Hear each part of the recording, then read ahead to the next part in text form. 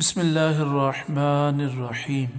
میرے استاد محترم امیر المجاہدین شیخ الحدیث و تفسیر حضرت علامہ خادم حسین رضوی علیہ رحمہ کا پڑھانے کا انداز اتنا اچھا تھا کہ علم صرف جو عربی گرامر کی بیس اور بنیاد ہے، جس کو میں آسان الفاظ میں یہ عرض کروں گا کہ فرمایا گیا کہ الصرف ام العلوم، صرف تمام علوم کی ماں ہے، یعنی تمام علوم کی بیس ہے اور بنیاد ہے۔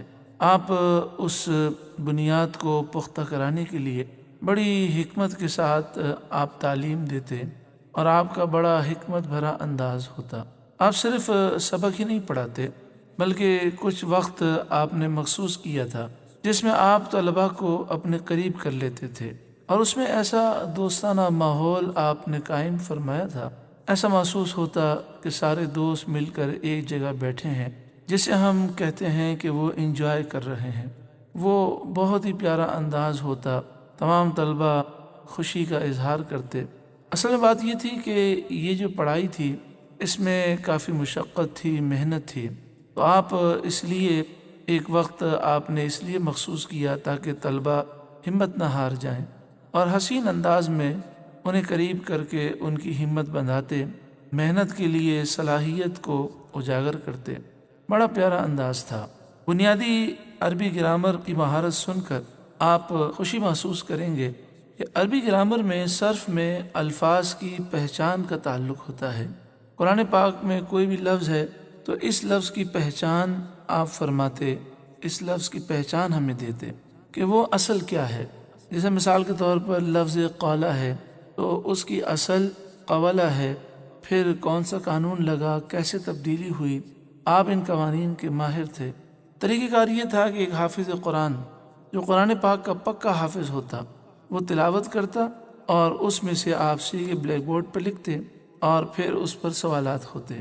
کیونکہ یہ ایک ٹف پیریڈ ہوتا، ذہن کو حاضر رکھنا ضروری ہوتا، لہذا اس پیریڈ سے پہلے آپ دوستانہ ماحول میں گفتگو کرتے اور پھر یہ پیریڈ شروع ہوتا۔ اگر ذہن حاضر نہ ہو اور غلطی ہو جائے تو آپ اس کا ازالہ فرماتے اور سختی بھی فرماتے تاکہ طالب علم کو یہ چیز یاد ہو جائے۔ اب طریقہ کار یہ ہوتا کہ پکا حافظ قرآن پاک کی تلاوت کرتا، مثلا تبارک الذی، تو آپ بلیک بورڈ پر لفظ تبارک لکھتے، اس کی تحقیق فرماتے، طلباء سے سوالات کرتے۔ نہ صرف آپ تحقیق فرماتے اور آپ حافظ قرآن کو حکم دیتے کہ آپ تلاوت کریں قرآن پاک کی، خود استاد محترم قرآن پاک کے کتنے پختہ حافظ تھے۔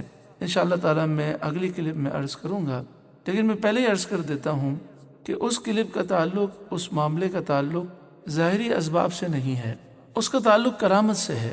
تو جو بزرگوں کی کرامت کے قائل ہیں وہی اگلی کلپ سماعت فرمائیں۔ آپ سے گزارش ہے کہ درود پاک کی کثرت کریں، میرے استاد محترم کو خوب ایصال ثواب کریں۔ آخر میں امیر المجاہدین کا یہ قول میں پیش کر رہا ہوں۔